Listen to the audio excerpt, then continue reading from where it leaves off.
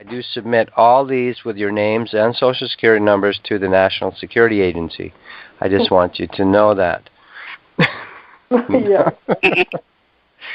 I was reading a comment just now by somebody about his little brother. He says something like, my indigo little brother is hearing voices in his head, and he's telling me things like the U.S. government has secret agreements with the ETs, and we're all just a genetic experiment, and we're all going to be, taken over, and so forth. So during these times of lots of information being revealed, there is to be cognizant, to be conscious, to be discerning about that. You can go into, paranoia land with this stuff a little bit. So a lot of new information are breaking open the gates for people coming from sort of being raised inside any culture, whether you're in Japan or Australia or United States or Europe, doesn't matter. But as this stuff starts breaking open, as the veils start breaking open, and you're literally, this is real, and yet not to have it destroy, dissolve you into fear, paranoia. I know there's a lady I know in the American Southeast. See how nicely I anonymized that? Sorry. Don't tell the town where they live. All right. Anyway, she's going from 0 to I'm a Pleiadian. She's going from here I live in Georgia somewhere, and all of a sudden now I realize I'm from the Pleiades. And wow. So she's going into scared land of how the evil reptilians are, controlling the planet and so forth. But just a bit of an inoculation right now. Everybody receive it. As the veils come down, when I say receive it, just like you can imagine a little light, or just say yes. See, this is all imaginary. It's all made up. How you do it? You want a model for it? You want a little symbolic thing? Yeah, hold out your right hand and imagine there's a seed of light there that you drop inside your heart or your belly. And this is a self-vaccination, and I know vaccinations have a bad name for a good reason, but a self-inoculation, a self-upgrade. How's that? That's better. A self-upgrade of as the veils come down, as the veils come apart, that I retain my sense of center in me. My sense of I am the decider, the source, the director of, no matter how it may appear, as this young guy's little brother is starting to see into the other worlds, he's getting scared, and him telling his parents about it, they're all, getting scared. So, yes, it's true, but I am that I am, and I am bigger than any of the created worlds. How could that not be true? I am bigger than any and all of the created smoke. It's all created smoke. Even the Toltecs call it that. They call it the dream fog, the mitote. It's a dream fog, all of it. The stones that they built their pyramids with are dream fog compared to the source that I am. So as you let that into yourself, as the things become revealed more and more on Earth, because we are in that phase of going around the galaxy, where, yes, we're going to realize that we're non-local. We're going to have, Bruce Lipton write about biology and physics and spirituality all mixed together. Never read his stuff, but I can feel it. I did biology too. And all this stuff's going to get revealed, and it's going to get curiouser and curiouser, right? And more and more fun. So just receive that, if you want it. I drop in a safety mechanism in me, an upgrade, that allows me to enjoy as the curtains come down. Because even if we think we're ready for it, when it actually happens, it's a different thing. Feel that. Oh, I'm ready to see UFOs. Really? How come you went completely unconscious and fell over when one actually showed up? Oh, I'm ready. I'm ready for the miracle. No, you're not. because you haven't upgraded those pieces of yourself that were programmed as a 3-year-old, 4-year-old, 5-year-old, 12-year-old, 18-year-old, 23-year-old, 42-year-old that said this is how life is and that's all it is, and it really, if something comes walking in through the other dimension into my room, I freak out and I short circuit. So this is why it's, when we go to God and go, oh, give it to me now, I want all of it now, God very wisely goes, give him 2 milliliters of a little more third eye sight. That's all he can handle. So be grateful for that. The evolvement in its time. No wine, no drunken Dionysian pine cone metamorphosis, twilight snakes serpentine around your spinal column in orgiastic awakening until you can handle it.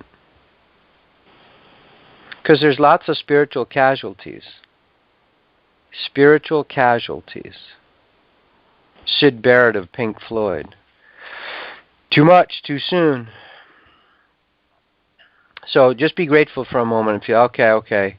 The wise masters, the wise students, I should say, are usually, I love the story Yogananda tells of somebody comes to his teacher and says, I'm ready for the 3rd initiation, master. I've been using number 1 and 2 of the Kriya Yoga. I want more. I'm ready. Just at that moment, a postman who is not considered, a Brahmin or, back in the caste system of India, a humble postman kind of sneaks in the back and sits, in the back row. And the teacher asks him, Master Lahari Maharshi asks him, Babu, how's it going with the Kriya Yoga? Would you like another? Are you ready for the 2nd initiation? And the post guy, the male guy says, no more initiations, please.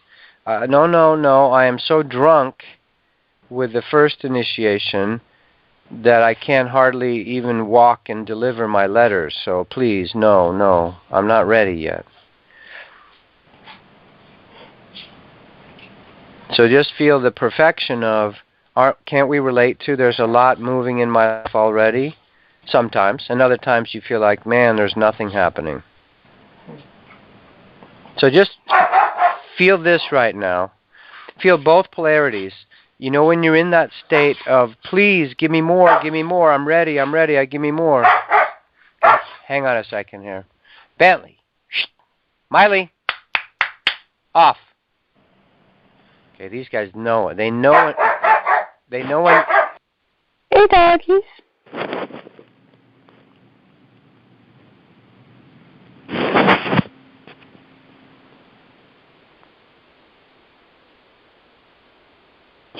They're like 3-year-olds. They know when you're busy. I love it. It's so funny. Anyway, talk about polarities. Let's go back to what we're doing. So feel receiving, I'm in the place of nothing's happening, I'm dead, my flesh is in my body, I'm stuck in apathy and nothing's moving and I've worked on this problem and please God, my prayers are not being answered, no one's listening to me. That place, feel that, now feel before you, right before you, put that on one side, either the right or the left side, choose your side. Put the dead place. Call it that. The tamas is how it's said in the Sanskrit, is unmoving, apathy, inertia. Feel the dead place, just as a concept. You don't have to let it totally into your cells. Right? But have we experienced this? Yes. And then on the other side, just feel them in front of you. The other polarity is when you're all hyper, You're like full of God. You barely even walk on the earth. You're like all excited and enthused, and life is good. And wow, I feel I could take over the world. And or you may have experienced like this young man who's tapping into the other side. you're getting overloaded with info, with revelation, with insight, with God's energy. So just notice both at once, kind of as concepts, and then allow both. Expand like a bubble around you and the concepts. This is just, we do this for the subconscious mind because it sees in pictures. So just feel both, like kind of like expand, like you're the Da Vinci guy, you know, the Vitruvian man. Expand the bubble around you to include those concepts. And then I allow both situations, and I allow myself to be the wisdom point, the observer, the witness of both.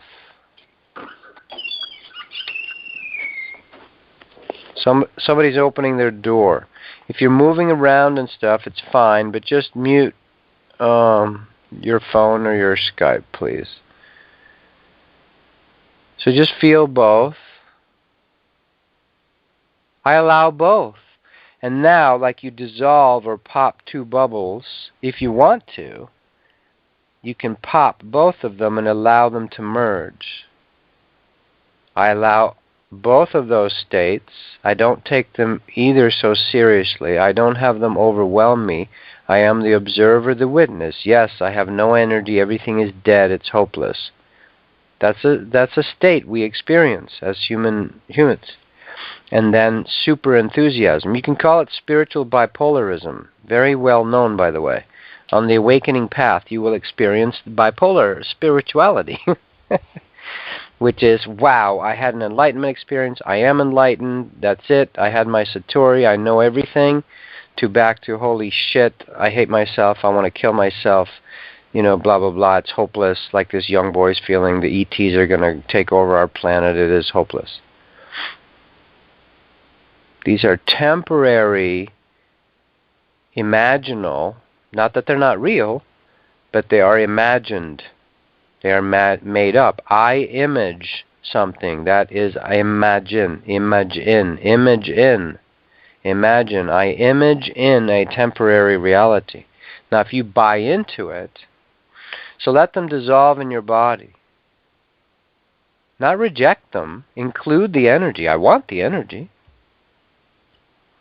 If you want to become one with things, you can't reject things. Some of the teaching becomes nihilistic, the Advaita consciousness, that everything is one, but I don't actually want to touch anything. No. If you want oneness, you have to touch everything. You have to be willing to have it be inside you. I allow that temporary imaginal state of deadness, and I allow super enthusiasm of God, of stars, of I'm so excited about my new romance, my new job, my hopeful energy. Start noticing. I am starting to be more and more cognizant of the different states, the United States of me. What's going to be safer, the United States of America or the United States of me? When you have a bankrupt government, you know, and blah, blah, blah.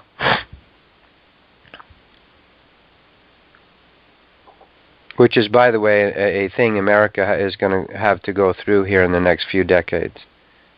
The non-worship of the idea of Americanism has to shift to the purity of that, which is respect for all peoples and freedom and liberty for all peoples, but without worshiping the form. Benjamin Franklin says, yeah! Yeah. Feel that for a minute.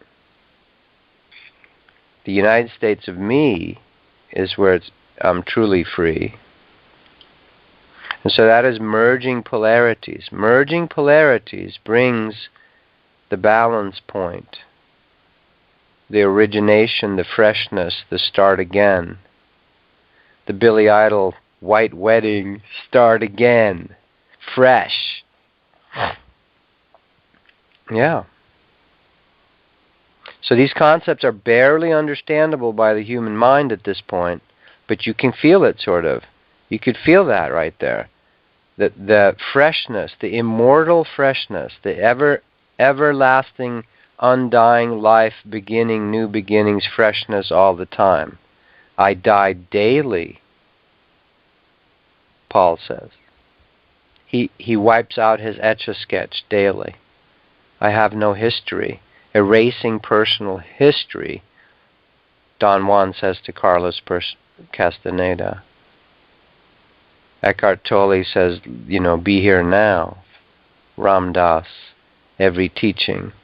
There's an eternal refreshability in the moment. Of course, it has to be. It has to. It's spiritual physics.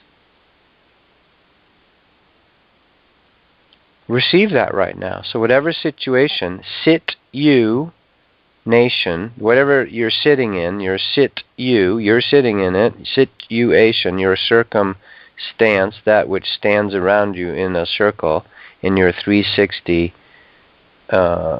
sphere, your bathysphere, what you're bathing in, is refreshable.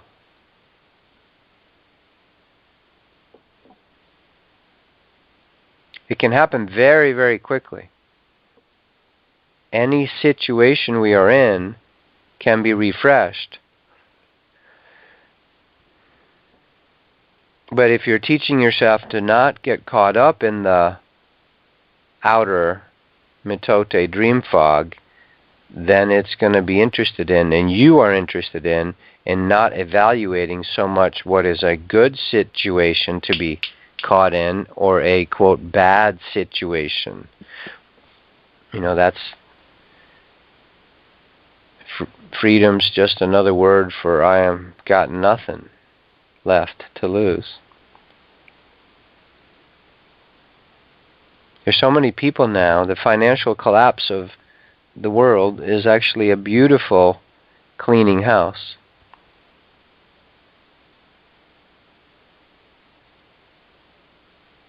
Joy was talking to someone the other day, and she said, yeah, we own 3 houses, and, all our retirement, everything's gone. They're like in their, 60s. How beautiful is that? How perfectly, unbelievably wonderful is that opportunity at a rebirth? In getting real instead of zombified, television worshipping, pharmacologically eating, zombies. That's very loving. So feel the shift in that. The financial collapse, the mortgage crisis is a crossing of opportunity. Crisis allows for multiple roadways to take. Now, the suffering part, is unfortunately part of the deal. When you're a zombie, coming back to life is going to feel, you're going to feel stuff. But feel the shift on that. Shamans, when they went out for their initiation, half of them didn't come back. They died. That's a little different than, the insurance capital of Hartford, Connecticut, where I grew up. Mark Twain lived there. He made fun of them mercilessly. He said, yeah, well, you sell them Colt revolvers, and now you want to sell them life insurance. There's a beautiful speech of him giving to the Insurance Association of Connecticut where he roasts them beautifully, mercilessly. It's wonderful. And lovingly. He's not judging them. That's why God has him living right there in the mansion next to the insurance executives. Because how else do we learn non-judgment? Or love for humans, for all of us? And if you do it with judgment, it doesn't work. But if you do it with love, And then you can roast each other. You can roast each other with love. You can't roast each other with hatred and judgment. It doesn't work. Feel that. So when I have hatred and judgment about it, which is great, okay, get in touch with it, evolve that energy into the place of it's just a shadow game. How can you be angry at shadows? How can you how can you take seriously if it's just a made-up game? It's like Joy and I went to watch Sherlock Holmes and Professor Moriarty, a play a few years ago. Somebody gave us tickets, and I'm like, okay, let's go. It was done beautifully. But if you take it seriously that Professor Moriarty is so evil and horrible and he should be killed, but the reality of it is, at the end of the play, guess who gets the biggest applause? At the end of that play, here's people with some money in Phoenix, Arizona, going to the Herberger Theater, support the theater. And Professor Moriarty gets the bigger applause, even bigger than Sherlock Holmes. Why? Because we know we need to re-acknowledge, re-let in, quote, our dark sides. That's where the major work is, the healing. Don't worry about the light. The light is like your puppy dog. It loves you no matter what. God is a beggar. God is a waiter. I stand at the door and knock. God's always there. He's got a self-esteem problem almost. God will always come back to you. He's got no choice. He does. And I'm making love here, making light. But that part is sort of covered. Maybe you should be harder to get, God. You'd get more people. God, you need to become a better pickup artist. I hope some of you got that. The guys get that. And women, you know that. You got to play harder to get. God says, I have no choice. I love you guys. I am inside you. I can't help but be there with you all the time.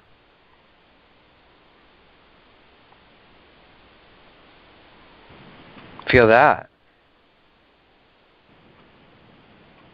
Yogananda says it lovingly. He said, God has a self-esteem problem, or I forget how he says it, because he doesn't believe that he's lovable.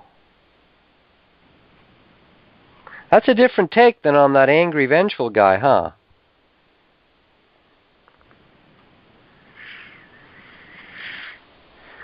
God is my lover. God loves me. Source loves me. Source is me. The communion, the holy divine romance exists inside me. This is one of the easiest ways. That's how I survive. The only reason I survive is because God loves me. Because if I had to survive by me actually behaving and doing the right thing, it wouldn't work. I'm smiling. I might have told this story before, but one of my teachers who helped me with a big initiation, after I saw him like 5-6 years later, he looked at me and he was thinking, but it came out loud, and he said, wow, God hasn't killed you yet? He was surprised I was still alive. Now that sounds crazy, I know, from some perspectives, but it has to do with if we play with love, the parent has to give to the child. If the heart love is there, that's the safety zone. That's what Jesus tried to teach. Krishna was that. Buddha was more into formless emptiness and, more jnana. But Krishna and Jesus were about divine romance and love. That's your safety zone. So feel that. If you fuck up completely, if you get yourself totally stuck, if you can if you can work out your anger or fear or unbelief in that source isn't there, or that source can't help you with your, taxes or whatever, in practical matters. If you can make it personal and fun and playful in the everyday, you have a really good get-out-of-jail-free card.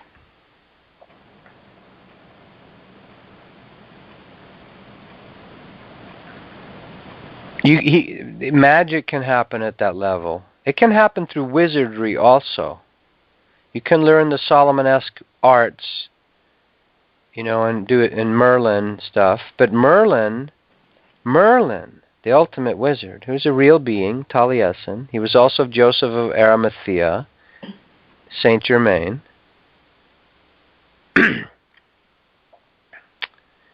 He created the whole Arthur scenario, just like Joseph of Arimathea created the whole Jesus scenario. He was the wizard behind the scenes, creating the wizard scenario of Jesus and King Arthur, trying to bring heart back to earth. It didn't really work in either case, and they're both considered myths. But feel this, his heart, what's the end of Taliesin, the end of Merlin in that lifetime? And believe me, you tell it with respect, because he lived for, hundreds of years. But the end of that lifetime for Merlin, the wizard, meaning he knew all the wizardry and he played with the genetics and had Arthur born to a certain mother and genetic bloodline and this and that and the other, right? To try to bring in the Sacred Heart again. That didn't work over there in Jerusalem. But the way Merlin dies, he gets imprisoned in a cave in Tintagel in Cornwall, England. You can go to the cave today. He gets imprisoned inside it by Morgana. Morgana is the rejected black heart, the heart that has turned angry. So she plays with his heart and traps him and imprisons him inside the stone. Now you can say that's just metaphor for how we've all done that to our hearts. But so even the most powerful wizard ever, Solomon or Taliesin, Merlin, if their hearts are not developed, they get imprisoned, either in a stone cave or by your own jinn, your own demons, your own disembodied entities that you built your temple with, and 3,000 women. It's a little bit of a joke for guys. Krishna did the same thing, by the way. How come he had 3,000 gopis? So Solomon was trying to do what Krishna was doing, but he couldn't do it because his heart wasn't totally open. So my whole point with all that is the heart is a real safety zone. If you have your heart open, if you start reopening your heart. This is why it's such a battleground, heart. Heart is such a battleground. It is the center of your system, 3 chakras above, 3 below. The heart is the front lines. This is where Mordred in the world, kills King Arthur. The black heart kills the King of Hearts. These are all symbols that point to the same story. So this battle goes on in us, in the micro, so in the macro, as within, so without. Can I open my heart and not do Romeo and Juliet? You can open your heart, and the heart is not fully evolved either. You can be a unwise heart. But so the model with Krishna and Jesus is the wise heart. Still romantic, still loving. Can we imagine? We can barely even imagine Jesus as a romantic. So we're sowing seeds here. Just say yes if you like it. If you like this, just say, yes, I want to head in that direction. I want to head towards a healed heart. Healed heart. A wise heart. Because this is why the Luciferian mind ego so much wants the heart innocence, because it knows that is the fuel. Iron Man, if you're into that stuff, you go watch the movies, what is it that he has to replace and come up with artificial energy for? His literal physical heart has to come up with some new thing. He's always in danger of dying, because he is the Iron Man trying to put on the strong outer shell and protect his heart, because his heart is gone. He has no heart left. And it doesn't work, because you die inside that metal suit, no matter how fancy your technology or rocketry is. So you have to re-jumpstart your heart, and you can't do it through humor. Robert Downey Jr. is so good at playing that character. He's always the jokester, the humor. And of course, the feminine is attracted to wanting to heal him and to love him, and she's just attracted to that play and that fun. But he's terrified of really having his heart with her. And this is all okay, all forgiveness for all these principles as we talk about it. Yes, I don't know how to love yet. I'm scared to love. Of course we are. We try everything else possible. I will be like Iron Man and own the world and have the fanciest house in Malibu and be a billionaire business owner and build the ultimate rocket suit. And I don't believe in any of the stupid government stuff and all this and that.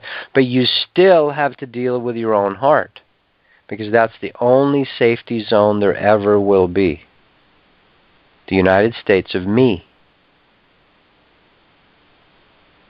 And that's hopeful. That's hopeful. Because who can help me? Me. If all I have to manage is my own heart and my own solar plexus and my own, voice and my third eye and my sex and my root and my being, if that's all I'm in charge of, that's manageable. That I can deal with. When you start going into, I have to heal, fix, rescue others in the world, then it becomes unmanageable. It's too much. It's like when people start restaurants, if they expand too quickly, they crash and burn. You have to franchise carefully. So if you start going into over-caring for the world or others or over-taking on responsibility, you crash and burn. But if you stay with just the essentials, the essence of yourself, the United States of me, then you can grow appropriately and not have to go through the crash and burn experience. So feel that for a second. I can handle me. Or you may feel, of course not. I can't handle me at all. That's why I am what I am right now. Yes, that's true. But as a concept here, it's, I'm only responsible to get myself right. And then, and part of that process is helping others at the time. But really, you can't be, I'm not responsible for another soul. I am only responsible for my soul. I'm only responsible for opening my own gateways to the flood of God, for the flood of life force, of Kundalini, of Holy Spirit. That's my job, to open those doorways and be willing to play. That's it. And then once that fire starts up in you, nurture your own fire. Feel that. If you're in the woods, and there's people every 500 yards that have fires, if you're running around worrying about if their fires are working, but you're not taking care of your own, you're the one who ends up in the darkness. Nurture your own fire. I nurture my own fire. This also has to do with self-love. Finally, I love myself. Again, not taking yourself for granted, like we were joking about God being taken for granted. Well, don't take yourself for granted. I'm important. I need to nurture my own fire. And that's as simple as breathing sometimes. Like right now, put your attention on your heart. Like just notice it physically. Just right behind your physical heart.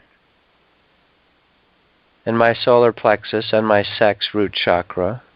Just notice sort of that whole pillar of fire as a concept.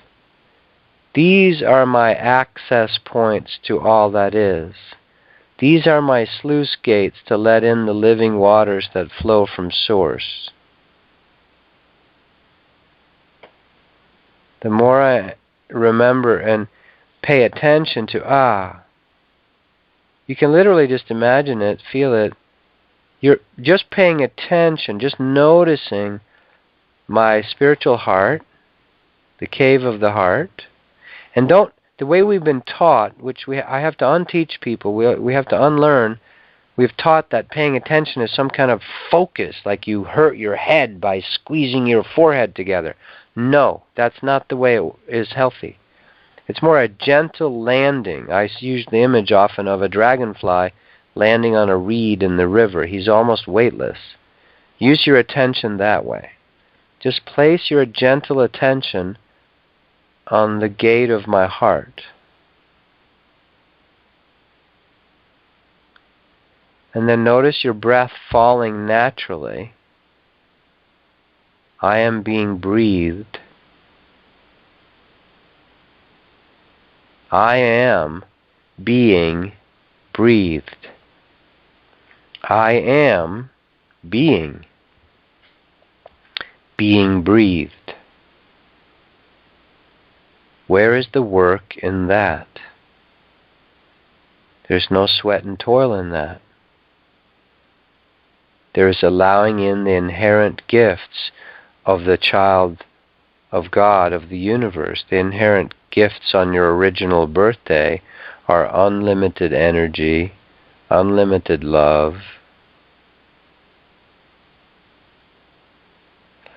But there's all kinds of smoke, fog, and dirt around those rusty gates in most humans. But just starting to pay attention starts the fire again. So just a simple noticing as you have time, laying in bed before you go to sleep, sitting up somewhere, even watching TV. If it steals upon you, you start hearing the buzzing in your ear, you start feeling the energies in your body, say yes to them.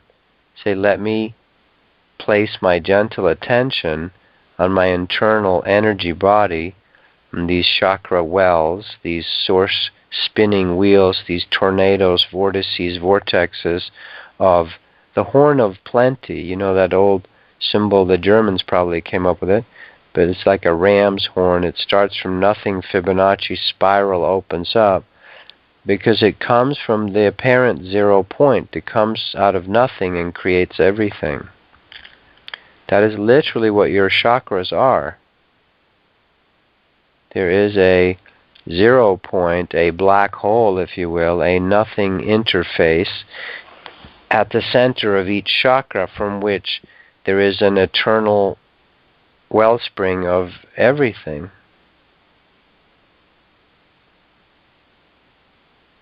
But we are the regulators, we are the valve keepers, the gatekeepers.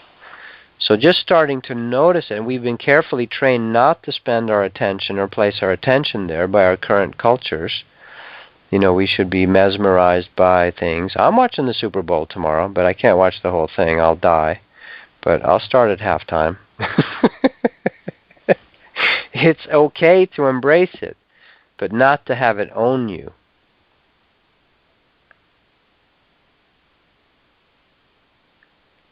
So learning to place our attention, so just notice it.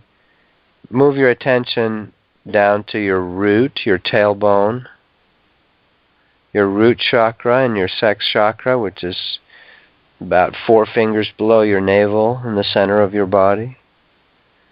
Life gates. They're called life gates by Qigong teachers. That's a little closer to the truth. This is my life gate. Who's the guardian of the gate? Well, you are. But if you are unconscious of it, then you have hired sort of horrible thugs to do it for you.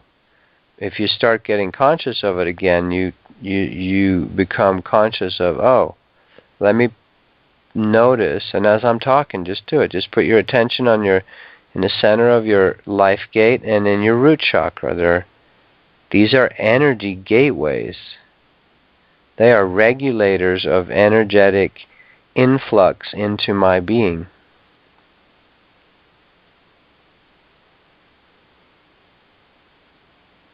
As you start doing this, you'll start feeling flutterings, like you'll feel like vibrational flutterings of energy in these energy centers. And just start now, or keep going now. It gets better and better and better. It can only get better from the way we've lived at the Dark Ages on Earth. And before you know it, 6 weeks from now, 6 months from now, 6 years from now, it doesn't matter. You're going to go, oh my God, I'm so grateful that I started to pay attention to my inner energy body. Because it becomes ecstatic for no reason. For no reason, you'll be loved. You'll just feel these flutterings in your energy centers, and they are pleasure. In the last ayahuasca ceremonies I did, I was focusing on feeling my inner energy body, receiving the ayahuasca, and just the pleasure of it, instead of fighting anything. The pleasure of these electromagnetic energies flowing through your body. And of course, when you do this, there will be detox go on, or there'll be intimations of, things that the body doesn't really want for a while. Like this morning, I woke up with, I have some kind of tingling in my first 2 fingers, my pointing finger and middle finger, and my skin. And instead of me starting to go, oh, could be terrible, I go, wonder what that is. Let me feel into it. Let me meet and greet it. Let me be with it. So notice your breath falling up and down. See, this is becoming conscious on the inside at the same time as you can hear someone talking is a big step.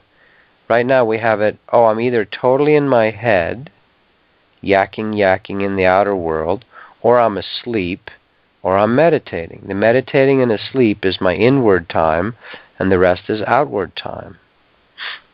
Well, that's not really the way it works healthily.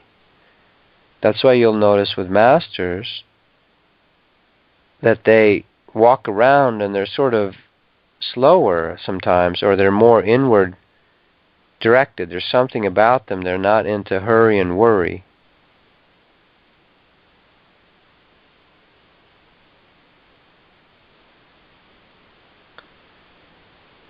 I am learning to be both in the inner and the outer world simultaneously. It's really just one world, but we've made this distinction in our current culture that there is, quote, an inner world and an outer world. It's really just one frequency spectrum.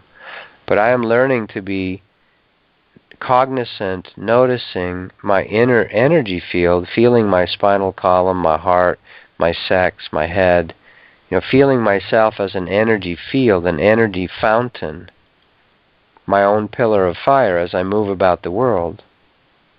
It makes everything more pleasurable. When you have your inner fire, it adds pleasure to any, quote, outer experience.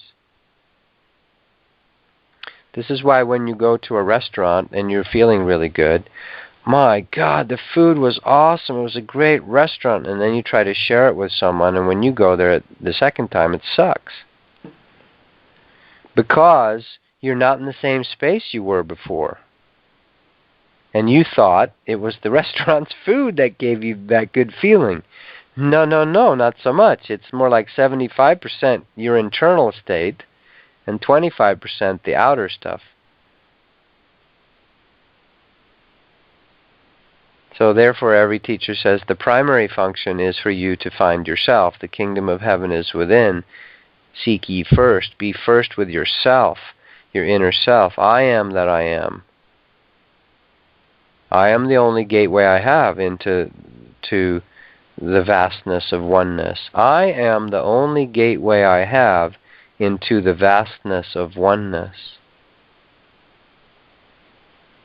You can't travel into someone else's body and go through them. It doesn't work.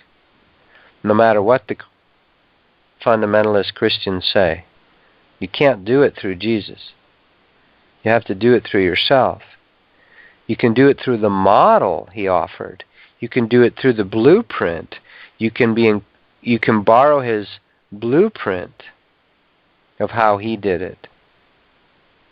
And there's grace at times and magic, and the angels step in and take away your addictions and miracles and all that. But feel how hopeless it is for Jesus when he touches people and helps them, and then they all start worshiping him. Praise the Lord. You know, what the fuck is that?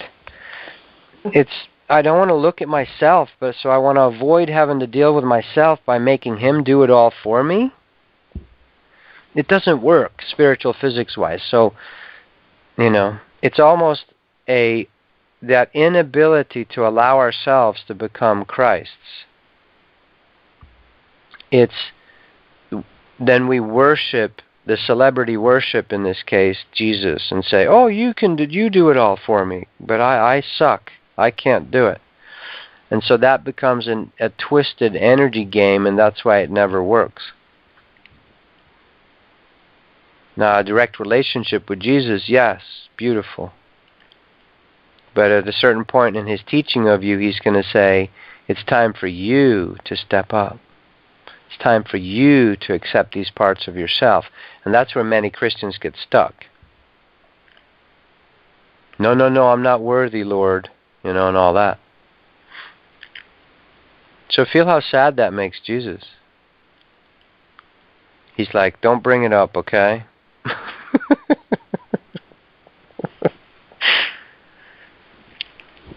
Yeah. And he has a role to play, and ultimately it's all good. But unless I accept my own internal energy centers, nothing will ever change. I'll stay on the loop I'm on. So at this time on Earth, millions of us are ready, intrigued, interested, and are actually going to do it. This is the beginning of 2012 and all that, is the beginning of this awakening for millions of people. Feel that? That's exciting. We are done with the Dark Ages. I mean, there's still remnants. There's still going to be burps and horrible detoxes and limited war and perhaps some, plagues and stuff. Big deal. We've done it before.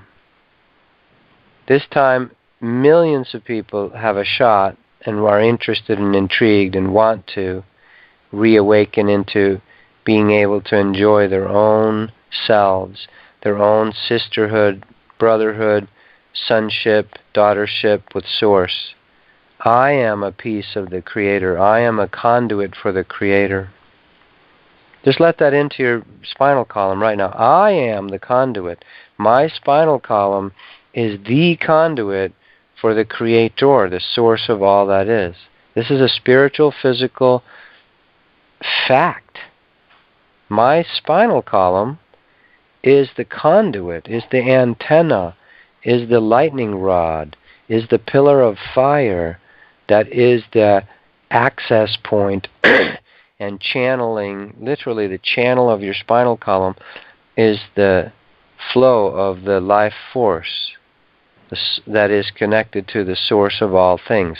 I have access to all things in me under heaven and earth. Lao Tzu says, one of the first things he says in the Tao Te Ching is, without going out of my door, I can know all things in heaven and earth.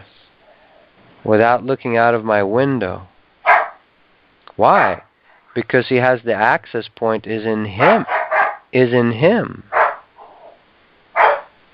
It's beautiful. Let that sink in deeply into yourself. I am the way, the truth, and the light. I am the way, the truth, and the light.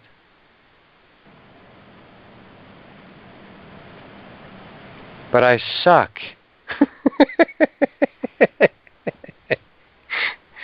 By the way, you sucking makes God all excited. He loves it. She loves it because where there's no water, the water loves to go. So don't be afraid of being honest about how horrible we are. Yeah, I'm still bad here, or I'm unhealed, or I'm terrified, or I'm selfish, or I'm duplicitous, and I'm greedy, and I'm angry and resentful, and all that. The more you can find those things in yourself, the easier your journey is. If you bring them willingly to Source, it's sort of like easy ho'oponopono, easy recapitulation, easy rebalancing. If you hide them in your basement, then it turns into painful evolution. Katie Byron, I love that when she says, "Ooh, I found something in myself." She's actually intrigued and interested in finding places where she's still got shit, karma, sins. That's a different approach than wanting to blame everybody else. The weakest place, the most dangerous place is to do the blame game, where we want to project all our own internal shit onto the world or others around us.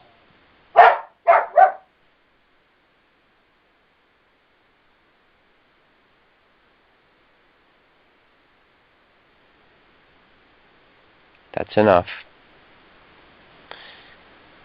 Miley, off. So here's the funny polarity game going on at the house. So Miley was in heat, speaking of life force, about a week or so ago. And Bentley's, crazy. But actually they did very, very well. We could have them in the same room, and they could relax. And so whenever people say, dogs have no control over their life force when they're, into the heat cycle, it's not true. They can evolve too. Everything evolves. But now that it's over, Miley is like, how come we didn't have sex? So she's harassing him to no end. Now she's riding him, right? And he's like, get off of me. It's so funny. So that's what you're hearing in the background. It's actually Miley, the girl, riding Bentley, and he's learning to have his voice. Because he always just wanted to interact with anybody and any dog that came along, and now he's learning to say no. They're very cute. And we let them. I go, good boy. Miley, go get him. Bentley, you tell her off. It's part of their learning. Souls or beings entrusted to you, whether they're kids or dogs or whatever, you can offer them evolutionary space as well. These two guys are evolving. Everything's evolving. So allow them to work it out. Allow them a natural interaction. Now I just tell them, if you're too loud in my ear, you have to go over there and do it. So feel that. The natural evolution in me, even with such powerful forces as the sex force, is totally possible. Inevitable, in fact. What if I could trust? We haven't trusted, right? I mean, I want to give Bentley a vasectomy, which I realize they don't do for dogs. I know I'm playing around this morning. But, so they could actually have sex, because it's horrible to tell them no, right? But we're also like, we don't want 8 more puppies. We can't have it right now. And we haven't come up with it yet in our world that, they actually castrate dogs. That's the only solution? Removing the testicles, and it messes with the whole hormone system? That sucks. At least we should be able to have some reversible vasectomy thing. Can't they do that for humans? If they can do it for humans, they can do it for dogs. And when I said that, I said, I'll do it myself. It can't be that hard. Right? Joy looked at Bentley and said, don't worry, Bentley. I won't let Daddy near you.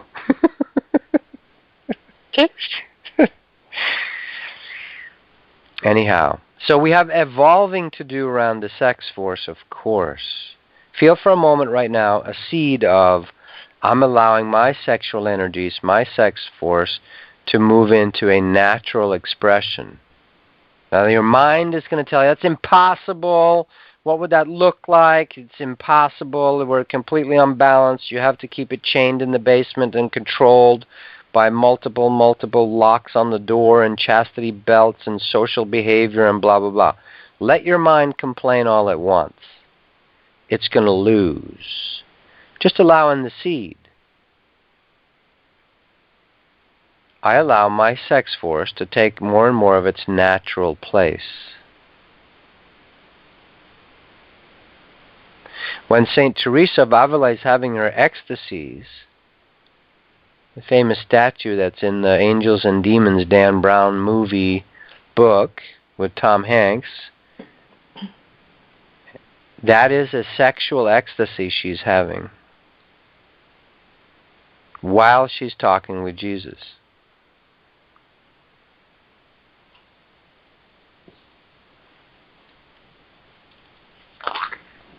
So it's all good. We can allow that to evolve too. And that's your intention. You say it inside yourself. Can I allow that, my sex force, takes its natural place? This way, by the way, it becomes non-compulsive. You start enjoying it more. It's more powerful. Orgasms are more powerful. But it becomes non-compulsive. For guys, that shows up as, oh, the whole idea of, I have to have it, and you can't withhold it from me, goes away. Because you become self-satisfying. And I don't just mean by masturbation. It just becomes pleasurable in a different way. And the same for the woman. There's programming on women that you shouldn't masturbate, and this is a way that the churches made us give birth to entities that really shouldn't be born onto the earth. Feel the Catholic Church. If you're not allowed to masturbate, and you have to do it through a holy, dark ritual mass called marriage at the Catholic Church, what kind of entities are coming through? You give openings to entities that really shouldn't be on earth. Selfish entities. Destructive entities. By holy black magic ritual called the Catholic Mass, marriage. Oaths, blood oaths, what does God need blood oaths for? He doesn't need that. Any oath is just a symptom usually of infidelity. The reason you need an oath is because you don't have natural fidelity in your heart. You don't need a contract when you have natural fidelity in your heart. That's why we love that image of, we used to do business on a handshake. And there's something beautiful in that for us. Oh, you can just actually trust each other. And there's honor and even if it breaks down, you would go to your partner and say, look, I know we shook on it and I want to do it, but here's my situation. Then there's forgiveness. There's understanding. Let's move on. Let's do what we can right now. That's very different than lawyers and suspicion. I allow my sex force to take its natural place. Just the seed of that, the intention of that, since you are a God, you intending that starts to make it so.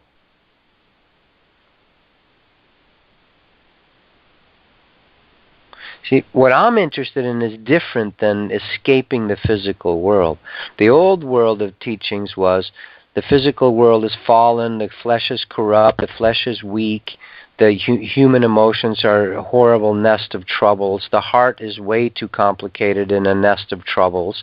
This is the old, yogic thing. Maybe that was true at the time. The monks, the retreat from the world is terrible, horrible, and ugly. No. What's interesting now is reclaiming the flesh, the emotions, the heart, and sanctifying them.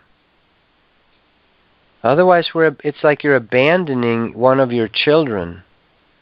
Your children going, there's the heart. No, I can't be with you. You're too ugly, or you're too crazy.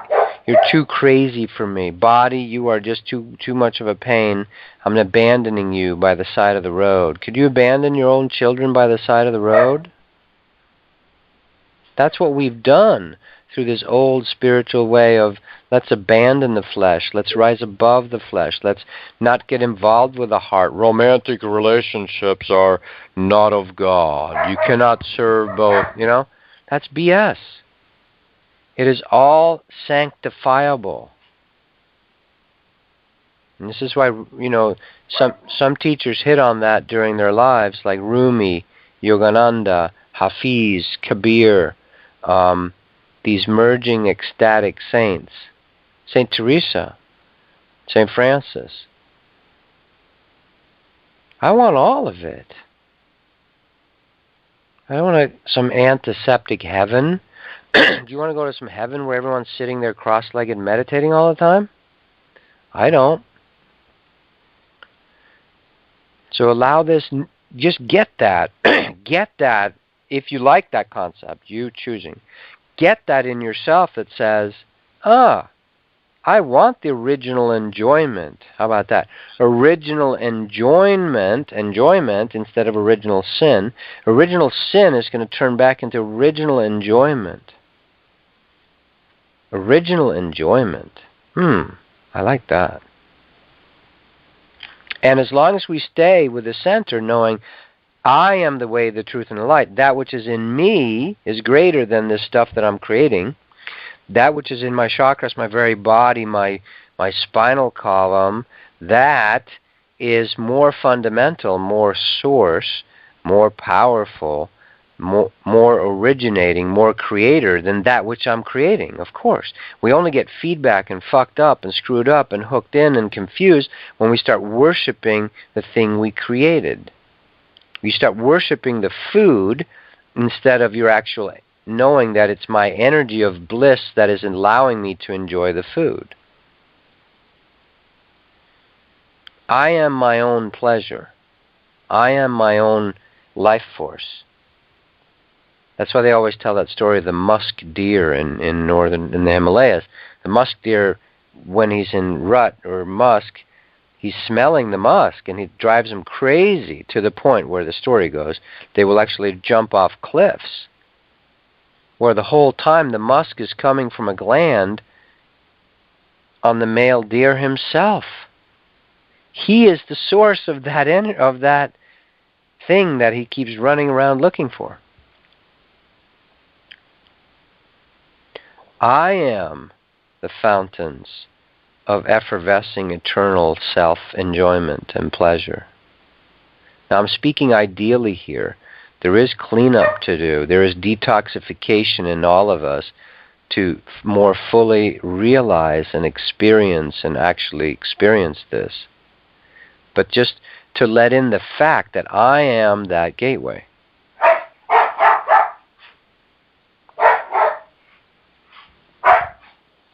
So just feel that for a second.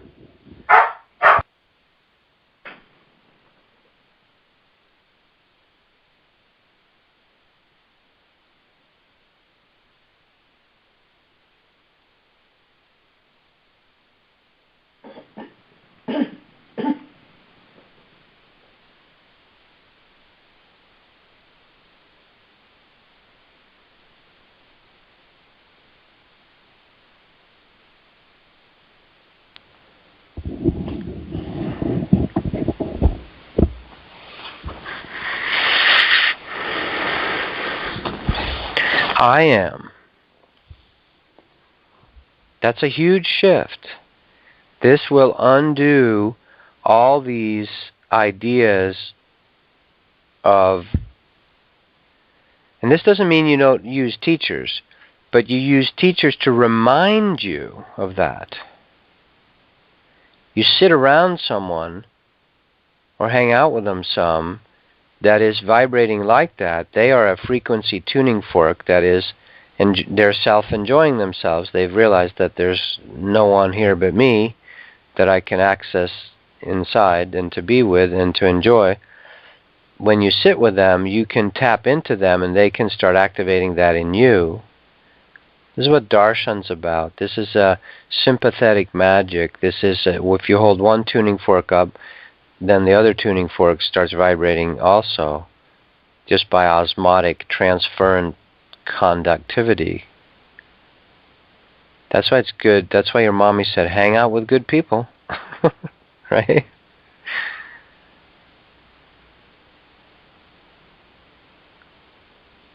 So be interested in that, if it feels right for you. I am interested in re-frequencying, jump-starting me. That's my main interest. This will open universes to you. This is the real awakening. Because then wherever you go in the universe and the galaxy and other planets and travel and incarnate, once you get this down, you are safe to go anywhere. Because all the outer is just form. Just different forms to play with, which is beautiful, which is wonderful. It's like being in an art class and making stuff out of clay. It's fun. I make shapes and forms. I am the creator.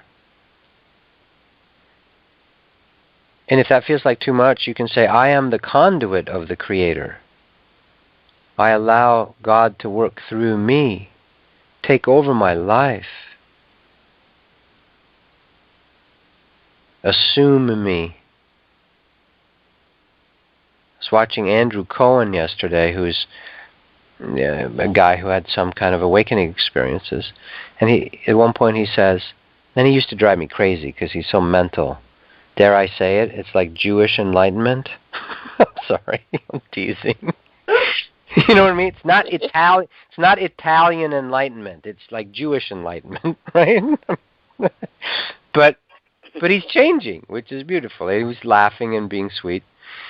But he talks about at one point, he says to the universe, to God, says, take me over, to just assume me. And he said, consume me. Consume me. And that's so funny because years ago, and I still do it sometimes. I go, resume me, consume me, assume me. And I'm talking to Source. I'm talking to myself, but I'm talking to an outer Source God at times. Who can do you better, your personal ego or your personal awakened self that is still hanging out with God? So it is very powerful to say, come back into me, take over my life. And this is the experience Jesus tried to, the whole being saved thing, that he tried to do with that. Not my will, but thy will. Come in. Talking to our own higher selves.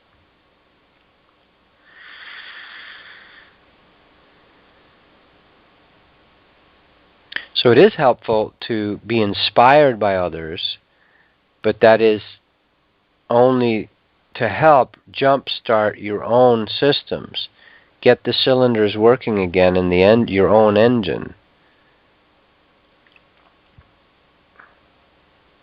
So just receive that message today. Just receive that, like, I am the gateway. I have to do it in my body, and if I'm only responsible for that, I can handle that. That's a job description that's manageable, that I am really just responsible for, because for my own activation, for my own awakening, for my own activating my energies inside myself, learning to feel inside myself. Because once you do that, you will automatically be a blessing to the world. You will automatically be an appropriate expression, whatever that is.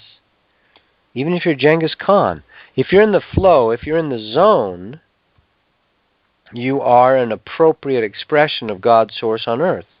And that takes many forms. You don't have to, it's not cookie cutter. We don't all become like Eckhart Tolle. It's not how it happens.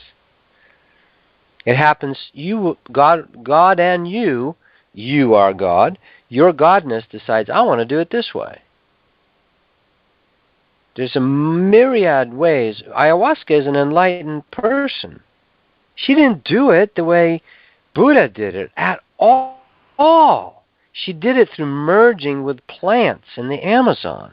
She became one with all the plants in the Amazon and the stars. That's a very different type of enlightenment than what we've been sort of spoon-fed Buddhism. So there's multiple ways. In fact, God's very interested, and he's like, can we come up with some new models for awakening here? You know? Dancing, Sufi dancing, or, whatever. So there's many. So your personal fantasies, your personal deepest dreams is going to be your way of awakening. Your deepest soul dreams, wishes, fantasies, literal fantasies, that which will give you the most orgasmic, ecstatic joy, that is your awakening. And the rest is the battle between, can I let that in yet? Am I ready to do that? I'm scared to do that. And accept that process too. Right now, accept your process. Yes, I'm scared to do it. I react. I fall back to my old patterns. I'm caught in the middle. What's that saying? I love it. I'm caught in the middle of brilliant intention and fear. I'm caught in the crossfire of brilliant intention and fear. That's most of us. But if we accept that, I have these fantastic dreams, and then I have these things that hold me back. If we start accepting this process, the process starts moving. If we start accepting the fact that I'm caught in my phobias and fears and fucked upness and patterns and subconscious programming and karma, yes. And I am an eternal soul of God. That is, I'm an irresistible river. I'm an irresistible evolutionary force. You are an irresistible evolutionary force. You can liken it to sexuality too.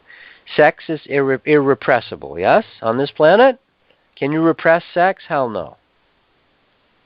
Well, sex is the physical manifestation of the evolutionary force of God.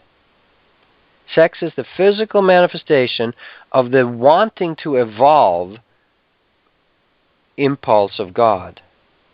So us evolving into higher consciousness is also unstoppable. Just like you can't stop sex, you can't stop this evolution into higher levels of consciousness. Feel that. Feel the security of that. My job is just to say yes. My job is not to stop and fight the evolutionary force. Imagine a universe where you had to self-generate this wanting to evolve. That would be horrible amounts of work. That's not how it is. This sex, you don't have to sit there and go, oh, I wish, nowadays we're trying to kill the sex force, of course, by various chemicals and this and that. Therefore, Viagra and Cialis and all those things, right? But in the natural universe, the sex force is irrepressible. So is the evolutionary force. Impulse, how's that? Surrender. I allow my own evolutionary impulse. When I accept that I have troubles, that I have karmas, that I have stuff, I accept exactly where I'm at. I got shit. I got stuff. I got issues. So what? So when anybody ever points out an issue you have to you, you go, yeah, you're right. What's your point? Do you want to help me evolve it?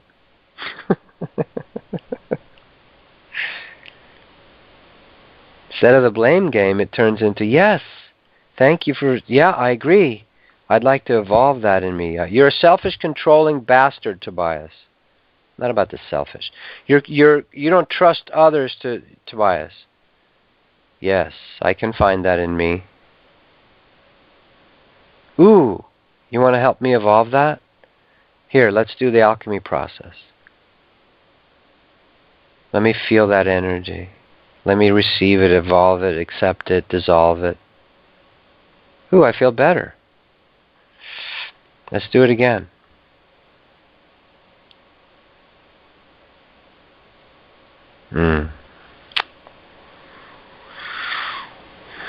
I like that.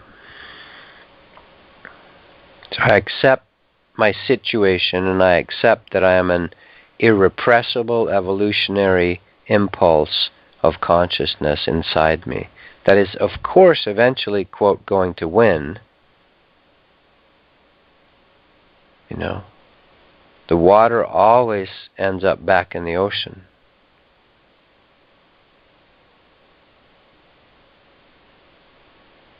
I allow that in me.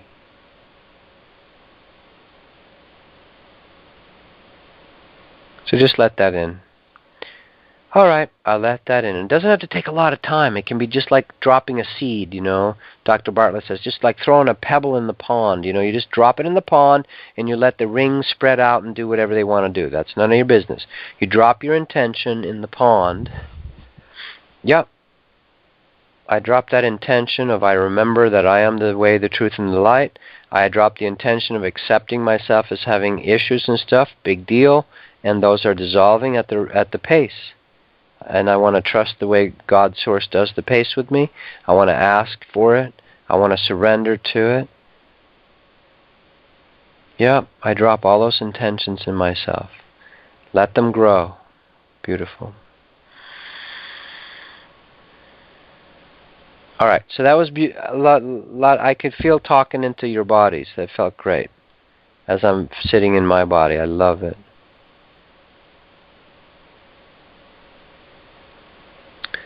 Does anybody have any thoughts, questions, comments, good stock tips?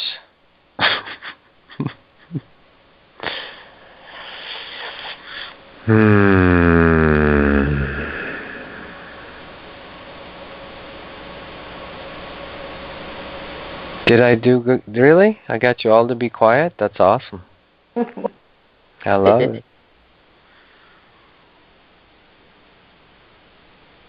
So this space that we create, so take this home with you. It's about me. It's about me learning to activate this space in me. It's about me learning to activate this space in me. I can get a feed off of, like we do this class, we get a buzz out of it. That's good. It's important to go and do that. Until the fire burns by itself, you need to keep feeding it, right? But the intention is, I want this for myself, in myself. But I'm smart enough still, I know, okay, I'm feeling disconnected. I need to go be quiet and sit and do some Kriya Yoga, breathing or prayer or whatever to connect.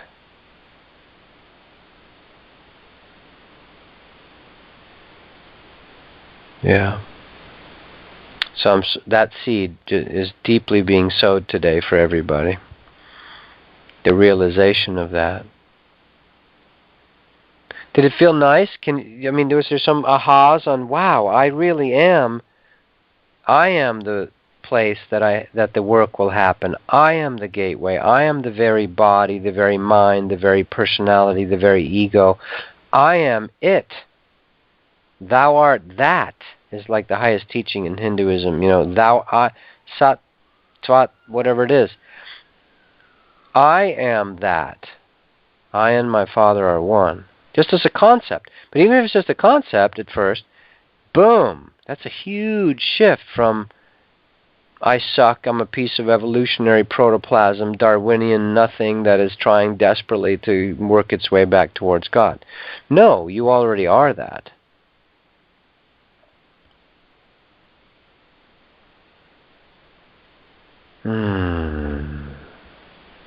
Any thoughts, feelings, comments?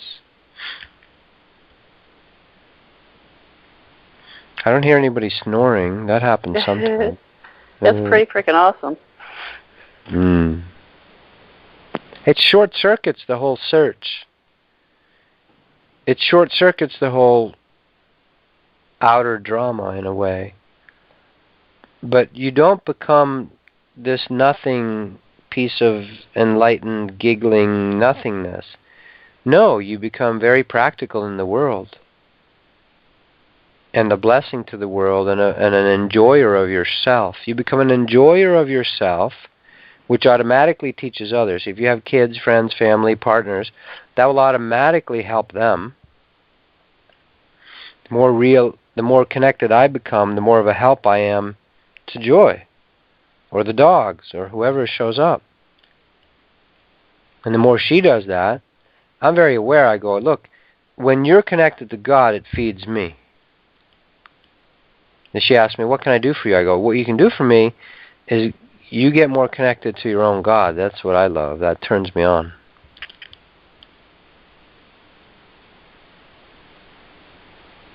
Now, there are lots of humans that are at the place of, no, I want to own you and drain you, and, you need to feed my, or, fix my insecurities. And that doesn't work. It ends up, horrible. But to feel that shift of, I have plenty for me, and it's like watching our kids. With our kids, we love when they grow in confidence, when they become self-independent, smart. We love when our kids have a victory, when they grow and when they evolve.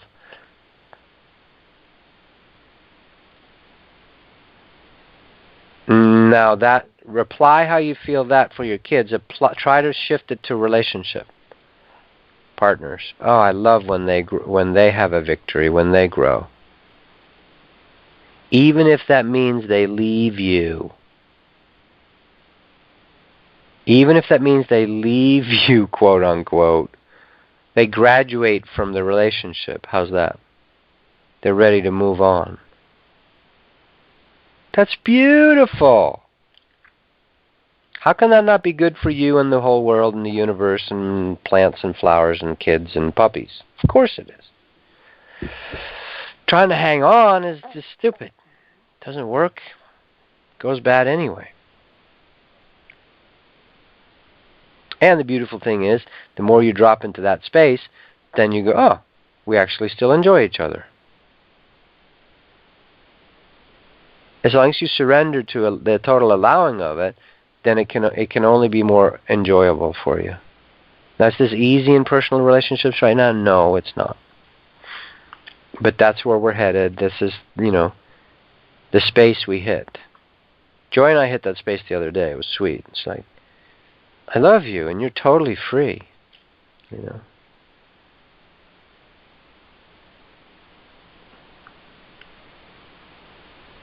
I say it all the time. I don't know if we're still together next year.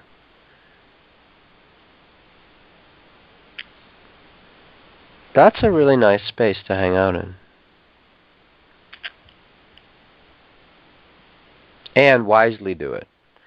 So there's still a lot of trouble we're going to go through, or, a lot of detoxing in personal relationships, just realistically. But try to transfer the idea of, I love when my kids have a victory, because you're not jealous of your kids. See, you might be jealous of your friend. Oh, he got the big contract. Oh, good for him. Fuck him. I wanted that, right? But you're not going to feel that way with your kids. A little bit, it happens sometimes later when they're adults. But when they're kids, you're like, you learned to ride the bike. That is awesome. I love you. Now transfer that attitude. See if you can go, okay, I feel that way in personal relationships too. That's how God feels about us. God is not insecure. Oh, damn it, the kids are better than me. He doesn't do it that way. She doesn't do it that way. It's like she just has ecstasy when we have a victory. It's a better model than, the Housewives of Beverly Hills. Which I love watching, by the way. I do. I do. If you want to learn to love, you have to watch, really feel the humanity in all of it, And not like, oh, I should love them. No, actually feel it.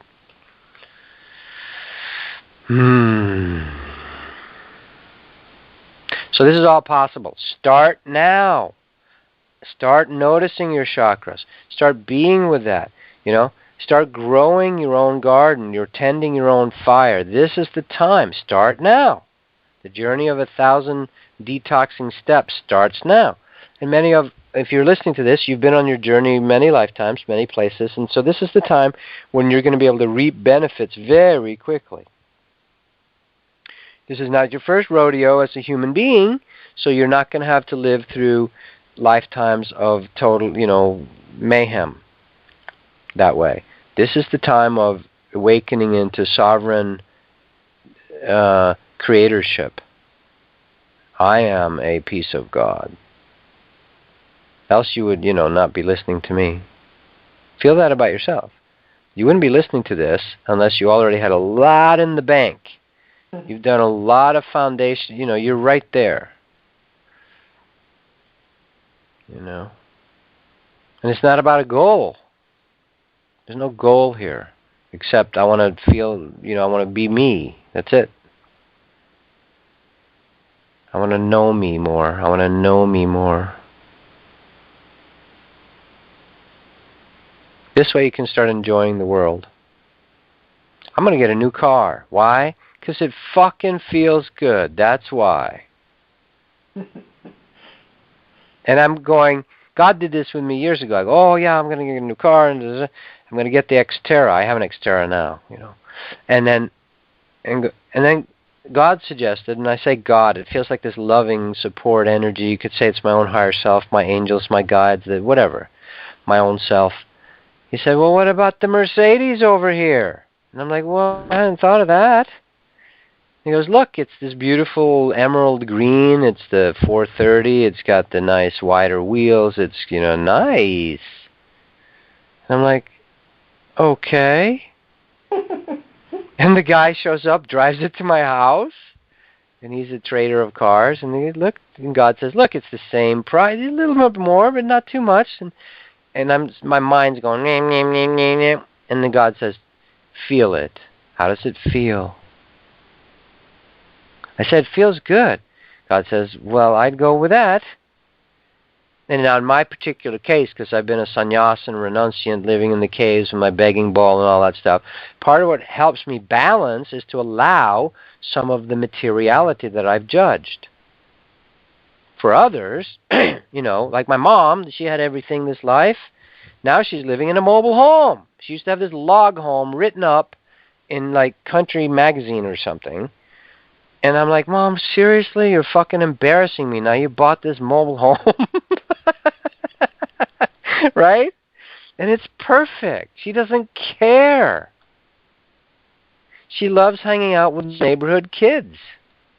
She goes, I'm not moving to some retirement gated community. I'll die. So she's hanging out with kids in the street, and they're coming to her house, and it's fun for her. It's about whatever feels next right for you. Let your balancing come to you, which could mean many different things, completely personalized, just like your thumbprint. Your soul print is completely individualistic. And so just say yes to, I'm ready to receive. Ready to receive, Your Honor. Ready to receive, I'm ready to open up to that which I need to receive, or that I want to receive for my evolutionary balancing.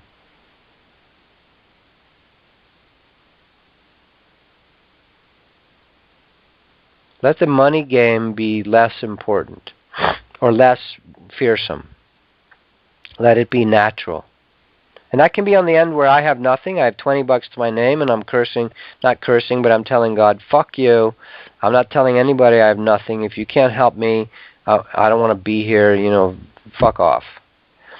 That, and I'm being very honest there with God, but I'm also, part of me is my broken heart. I'm having a little tantrum like a 2-year-old, right? But I'm open, and the miracle comes beautifully. I get a check from my father. My father's never given me money. I gave him money when I had money. When he was building a new house, I gave him, money he borrowed from me, and blah, blah, blah. I've never asked for anything. I'm not telling anybody anything.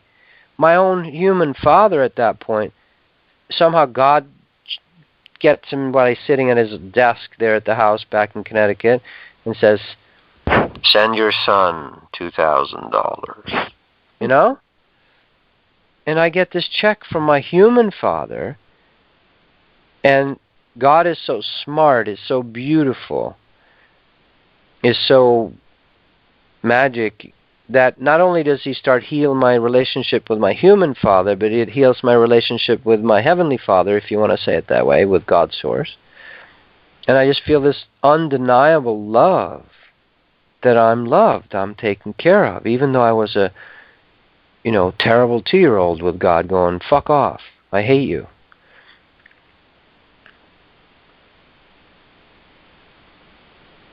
That was amazing to me. I was stood there in shock when I got that letter. And then I felt all this energy wash over my body.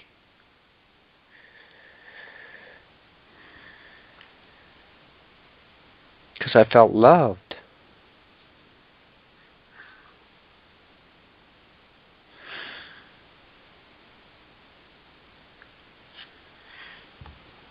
It's a scary place, but it's the only place to go.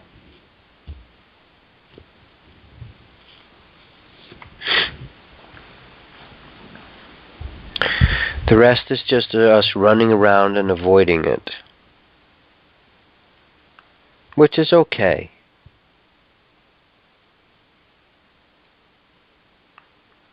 But when you're ready,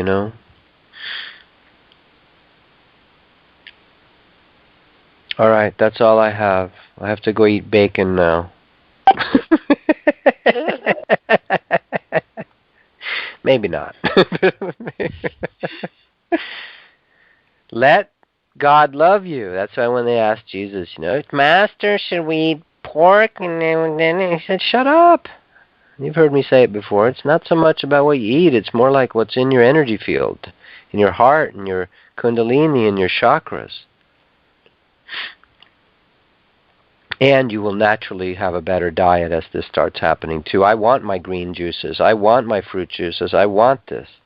I just don't do the beef and the pork anymore. I'll have a bite sometime of somebody's hamburger just for the taste of it, but but it's no rules. If I want one, I'll do it. Steak, it's all good. But it's the unconsciousness stuck in it that causes the wake-up diseases, calls, lethargy, death, and all that. All right. Any comments before we go? I love you guys. Thank you for being part of the... I know I did all the talking today, but I hope it's okay with you guys. I do want you to feel... It just felt right today, so... But anytime you guys want to speak up or bring things to the table, that's totally there. This was powerful. Thank you, Tobias. Who's that? It's Natalia. Wow. Thank you, Natalia. Yeah. Yes, thank you. It's Christina. Thank you very much. Thank you.